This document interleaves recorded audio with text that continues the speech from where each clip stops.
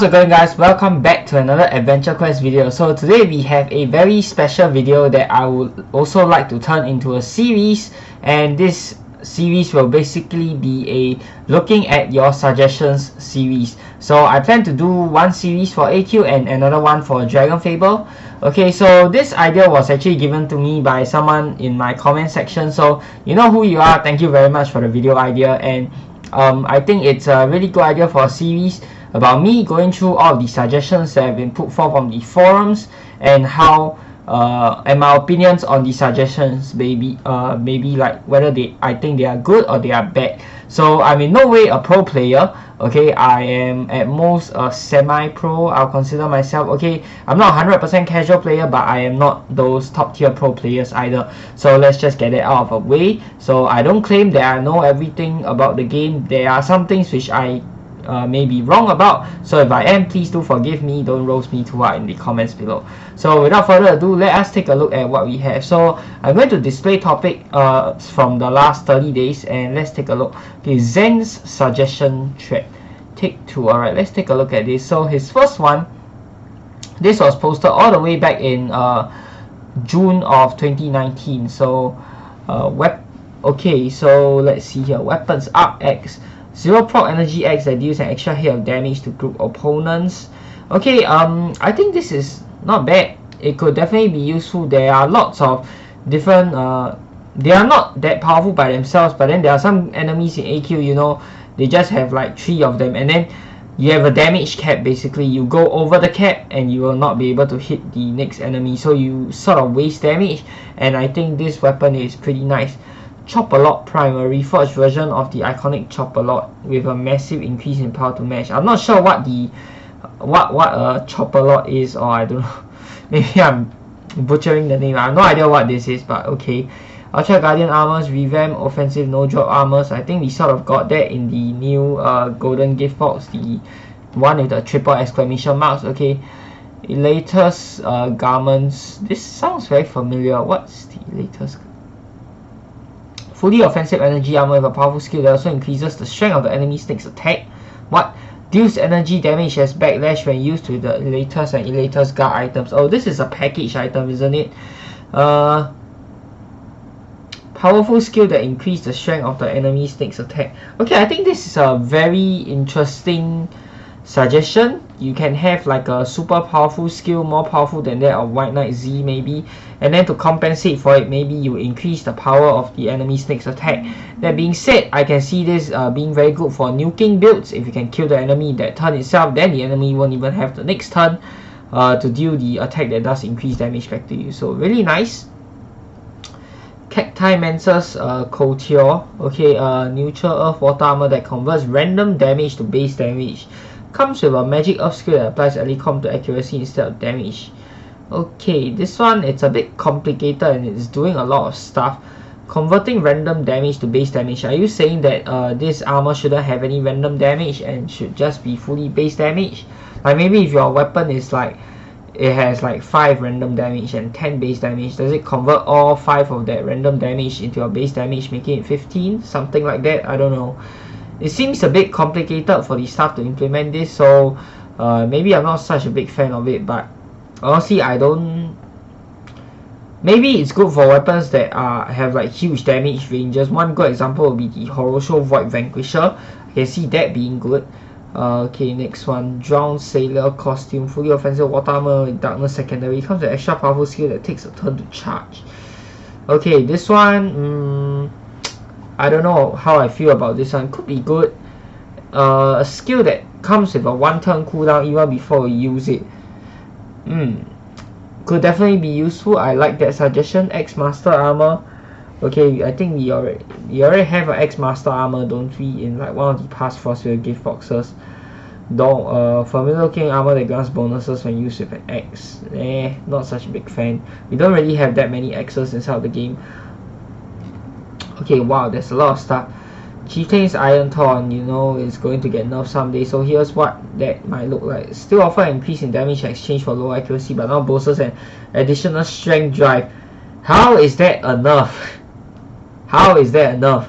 We are already getting more damage in exchange for accuracy, and now you want to add a strength drive to it. That's crazy. That's crazy. As much as I like the idea, but I don't think it will ever happen. Okay, I don't think I will go through everything. This is quite a long list.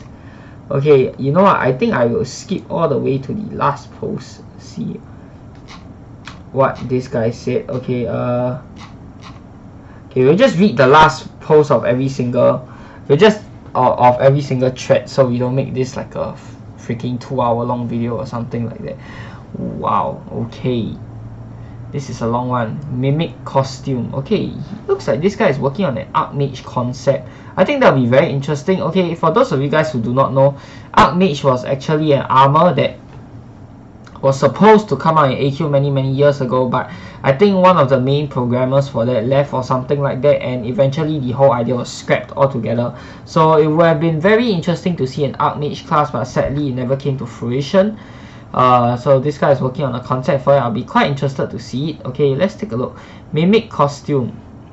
Class armor, you must be a 4 scholar, level 3 mage, and level 3 rogue. Okay, why not just make it 10-10-10? Like, honestly, it's not even that hard to get 10-10-10 for everything. You don't even need to be max level. Maybe like to max out all of the classes inside the game, I'll say you need to be like at least level 90.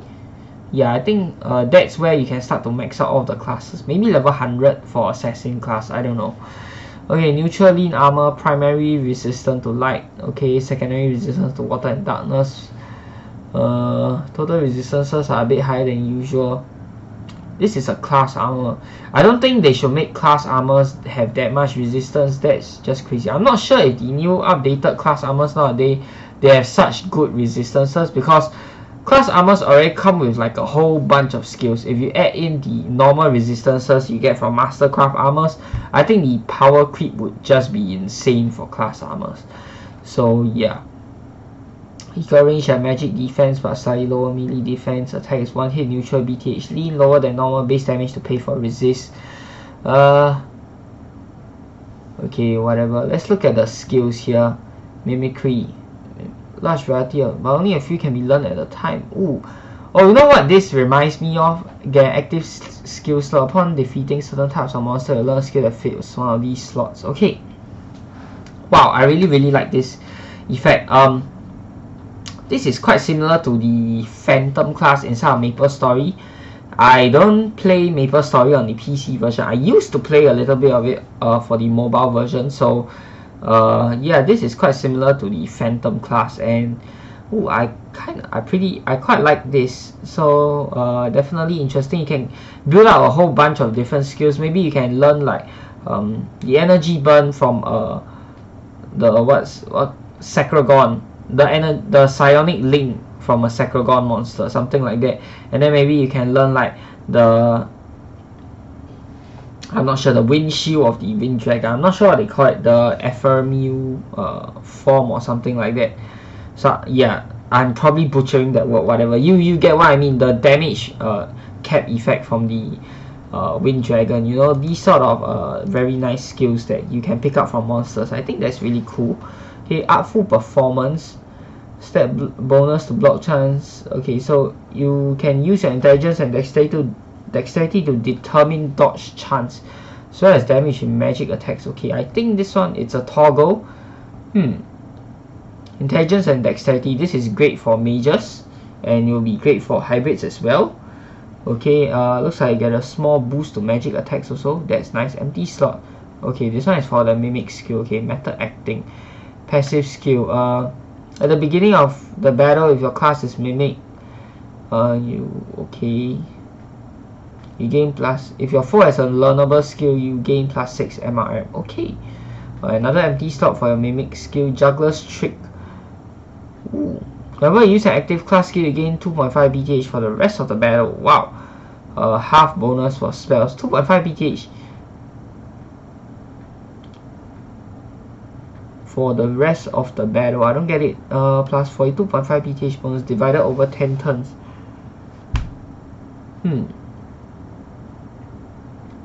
I'm not sure what these mean. What this means. Why is it saying plus 42.5 BTH over 10 turns? Assume it's 2.5 BTH for the rest of the battle, like 9,900 turns, something like that. 2.5 BTH, not a big boost. Maybe you can up this number a little bit 2.5 BTH isn't really going to help unless I am understanding this skill wrongly. So they'll find another empty skill, improvisation, passive. Whenever you miss an attempted hit, the next hit you attempt gets a plus 28.33 BTH. Or, ooh, okay, I like this. You get extra accuracy on the next attack if you miss the current attack. That's definitely good. Another empty slot, so you get 5 empty slots and 5 class skills. The 5 empty slots you can fill up with any of these skills you pick up from monsters.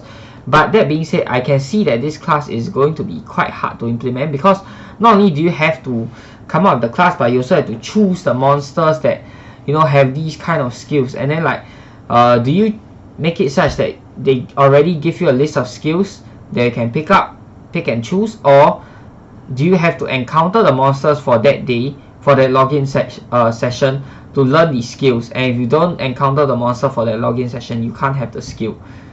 Which way would you rather have it? Of course, the easier way would be the first one that I suggested, just having a list of skills to pick from. But I think the second way would be a more fun and interactive way of doing it. But that being said, that is quite a lot of work. The staff is going to have to I would say probably update quite a lot of monsters just to fit this class. And yeah, it's definitely not going to be an easy job if they want to implement such a skill. But I think it's a very interesting concept. I definitely like it. Next up, sleight of hand.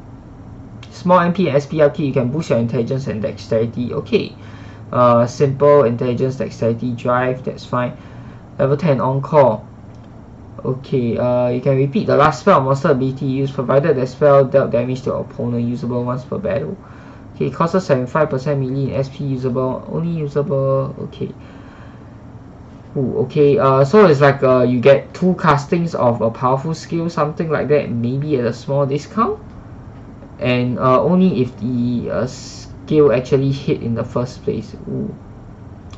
Spells like Summon Call, Spell, Super Ray, Moonwalker's Grace cannot be repeated. Eligible for repeating this way, and call skills disabled. Wow. Okay. This is a very complicated class to implement, but I definitely like the concept very much. The staff has like a lot of free time on their hands, which I'm sure they don't. They can probably implement this, or they can like try to build on it over the years. I like this concept. I like it.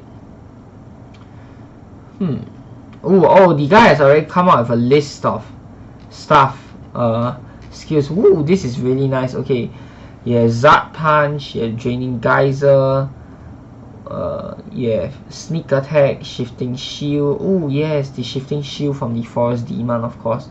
Sea Shield. Wow, he even went through the trouble of going through all of the monsters. Wow. Okay, I did not read this part before I read the top part. Wow, wow, wow. Man, I love it. I love it. Honestly, I love it, but I think it's not practical, because I think it's just a lot of work for the staff. Right, so moving on, next suggestion thread. Okay, Vargas, work in progress. Looks like a lot of work in progress right here. Weaponry 1 to 6. Acid bolt. Okay, let's look at this. Chain whip. Attacks take plus 10 BTH and deal lesser damage. Chance for bleed each turn. This one, the pain bow. Multi-hit, randomly hits for the 8 standard elements plus harm and heal. Okay, very interesting weapon. 50% chance to deal a random status condition each turn depending on element. Oh, okay, I like this suggestion. It's a very random weapon. I don't see it being useful at all in any situation other than for the Void Dragon maybe, or you just want to have some fun and throw around, or maybe on a monster that has like the same resistance to everything else. Other than that, this weapon doesn't really have a place in active inventory, but I think it'll be a very fun and unique weapon to actually implement this. Right, Light Lance, MR gains 5 each. Okay, none of these are particularly interesting. Sub-race, okay, I don't really want to read through this super long thing. Okay, right, definitely some interesting suggestion. Primate murders suggestion. Let's scroll all the way to the bottom to see what he has. He's got some classes, he got some weapons. Wow, man, these people, I really got to give it to them. I wonder how much time they spend coming up with all this and then typing it all out. Wow, they even put in the numbers and all that. That's really amazing. And yeah, I think we have a fantastic forums for AQ. Okay, pet whistle, max boost to charisma and luck. Pet deals 50% damage. Click the miscellaneous item to activate of one mind skill. Takes your turn and costs 60% meat. After a pet can follow the element of equip. Ooh, I think this is perfect for Beastmasters. There's already a pet whistle inside game, but it's based off old standards and not that strong. But yeah, this will be perfect for Let's Play AQ, and yeah, I think it's pretty amazing. Warp Lance. 3 toggles that do the same thing by using different resources. Mega Shift, pay 10% melee in gold to deal 10% damage. Deal 10% damage by getting overheating. Power 1 harm burn, power 1 harm poison. Okay, steam engine and nuclear radiator is the same thing. Maybe change up the effect a bit, but yeah, I like this weapon also. Definitely interesting. You have your Black Knight set. Okay, the Black Blade, enhancing the toggle effects. You can toggle binding, deal half the damage to paralyze the monster, and take extra damage from monster attacks.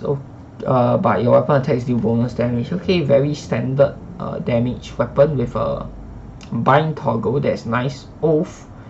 In fact, there's switch between modes when you click on the blade.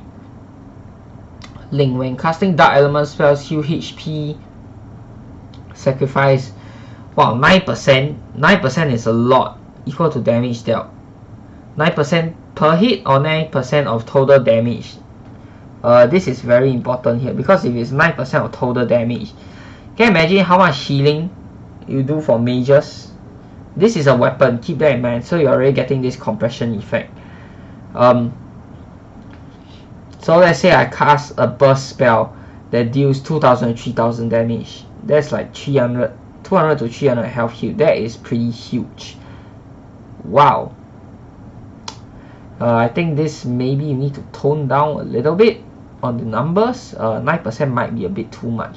Sacrifice and casting dark element spells lose HP equal to okay, but regain MP worth. Wow, okay, yeah, this is definitely, the numbers need to be toned down a little bit, but I like this concept as well.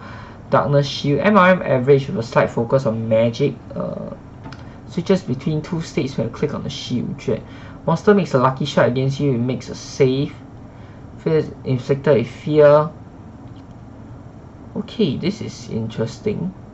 So if the monster gets deals more damage to you, then you get to inflict an effect on him. Am I a fan of this? No, I'm not such a fan of this shield, because I believe the purpose of the shield is to cut the damage and not so much of oh, but then again, this fear though, 100% chance of inaction, 100%. This could make it useful, but it may also make it OP at the same time. Lose HP equal to its own lucky strike damage. Wow. Okay. Okay, I changed my mind. This shield is actually way too powerful. Ooh, this is crazy. This effect is crazy. Tone down the effects a bit. Man, yeah, I think 100% chance of not moving, and on top of that, losing the monster getting 100% backlash on a lucky strike. I think this is too OP already. Okay, Black Knight. Okay, let's see. MRM's average, blah blah blah, Legion style. Wow, you can toggle between the following 2 modes, and you can compress a gas. Double Mastercraft. We haven't seen a double Mastercraft in quite a long time. Legion style. Armor lean changes to fully defensive. Okay. Armor lean changes to fully offensive. Okay. Compressor gas. Yeah, this armor is doing way too much. This could be a package item.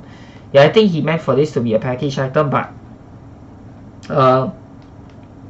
I'm certainly a big fan of all the effects, but they are just too crazily overpowered. You need to tone it down if you even want a chance for it to be considered inside the game. But I think it will be a really cool set. Okay, let's look at the last item, Black Helm.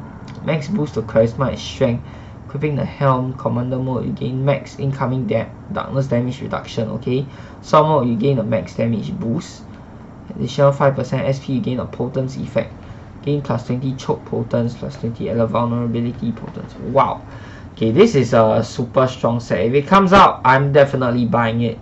But I'll expect the stuff to definitely tone down the effects on some things. I think some of the stuff is doing too much. Like the armor, you're getting way too much value for inside one armor. You get the gas, and then you get the chance to choose between a fully defensive and a fully offensive armor. That's crazy. And then the shield, you get to choose between which effect you want, and the effect is just completely OP. Wow. If the staff really implements this, I will be the first to buy. I love it, but it's just way too OP. I don't see a way for it to be inside the game at all. Alright, next one. Let's go through a few. Accursed marionette strings. Okay. 100% prod the lack of a true special. Okay. Click the weapon or toggle between range and magic. Yeah, pretty standard stuff. What do you get? Inflict your flow with bleed. Okay. Range bleed mode and magic control mode. Okay. This weapon is reasonable. You can toggle between bleed and control mode. At the same time, you can also toggle between range and magic. You're doing quite a lot for this one weapon, but I think it's possible. It isn't overpowered, and yeah, I think this is quite a nice weapon to have. Okay, I like this suggestion. Smoke machine. Wind miscellaneous and a quick cast effect to apply a smoke screen. It changes the BTH lean of you and your foe for 5 rounds. Okay. Minus 20 for the next 5 turns. Ooh. Cannot stack. Okay, okay. My question is, okay, if it fails, you can immediately attempt the status again. This is a double-edged sword. I don't think people want to use this because I don't see a use for nuking builds, especially since it's 5 turns. But then again, against monsters that hit really hard turn 1, it could be useful, but then again, I would still rather just choose to kill the monster rather than taking the chance to not hit the monster and let the monster hit me, because RNG doesn't work in our favor in this game. That is just a that's just a fact we can't deny, okay?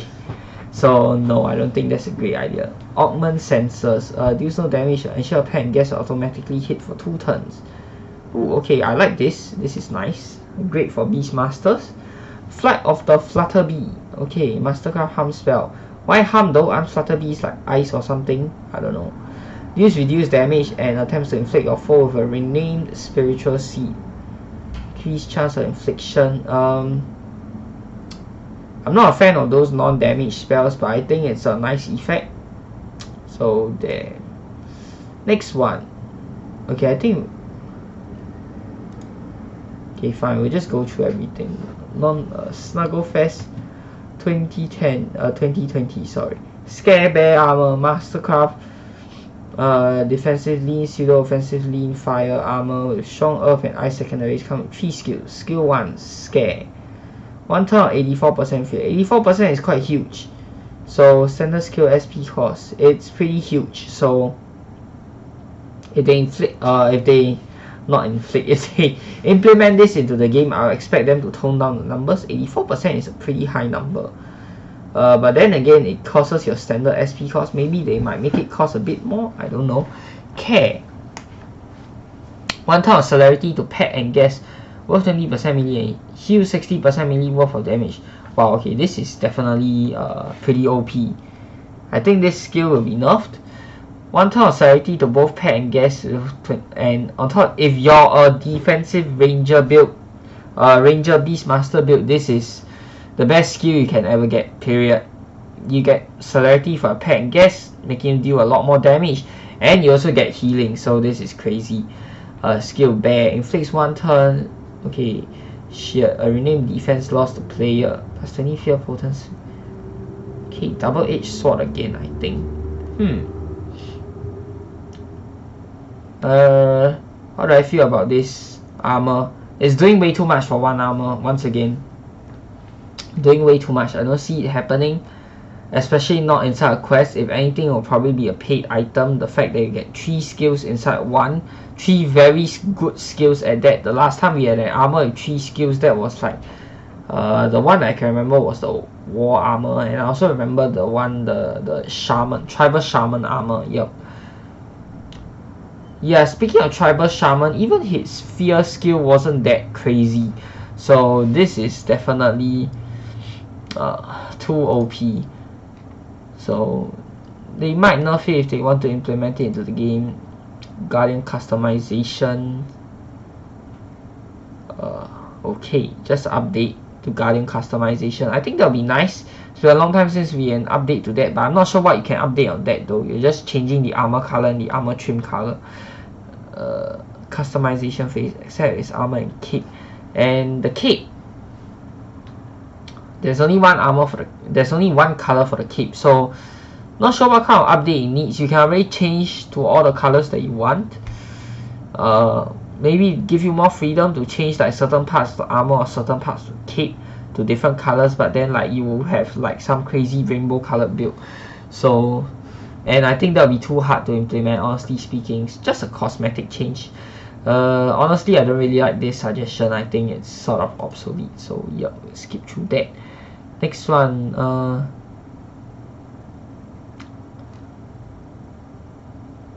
okay, this is not exactly a game suggestion. Okay, so that is it for all of the suggestions that I'm going through today. Boy, this video is almost half an hour long, so let me know if you guys would like to see more of such videos, me giving my thoughts and going through your suggestions. Okay, so if you like more such videos, be sure to give it a like, and then if we have enough likes and views on this video, maybe I'll make it a weekly series like Let's Play AQ. I plan to do one for Dragon Fable as well, but I'll think about it. So yeah, I hope you guys have enjoyed this video. If you have, be sure to give it a thumbs up, and of course subscribe to my channel for more such future content. Till the next time, I'm your host Korriban Gaming. Peace out.